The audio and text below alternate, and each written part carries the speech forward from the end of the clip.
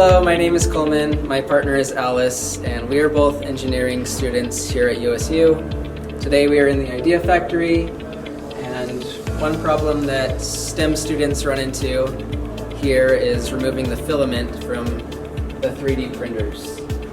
So this video will help STEM students understand how to properly remove filament from those 3D printers inside. In order to properly unload filament from the 3D printer, you will need a printer that has completed its print and has the filament still loaded in. And you won't need any other tools in order to complete this process. It's important to know that 3D printers can get very hot when printing. The extruder, which is located right here, can be up to 270 degrees Celsius.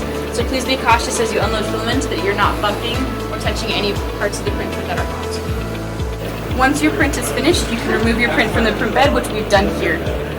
When you're ready to unload the filament, step 1, you'll want to press this button control right here to take you to the main menu. When you're on the main menu, you use the dial control to scroll down to the unload filament option. You want to press this button again to unload filament. Once you've gotten to the filament selection screen listed here, you want to use this dial control again to scroll down and choose your filament type.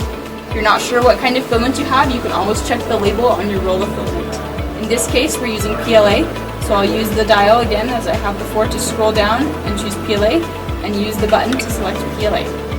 As you can see, the LCD screen shows that the extruder temperature is heating up to 215 degrees, which is the temperature it needs to be to remove the filament.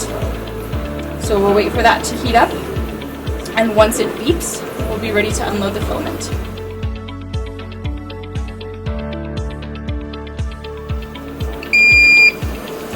Once the printer beeps, we can follow the instructions on the LCD screen that say press the knob to unload filament. So I'll do that now. I'll press the knob, and you can see up here in the extruder, the filament has been rolled out.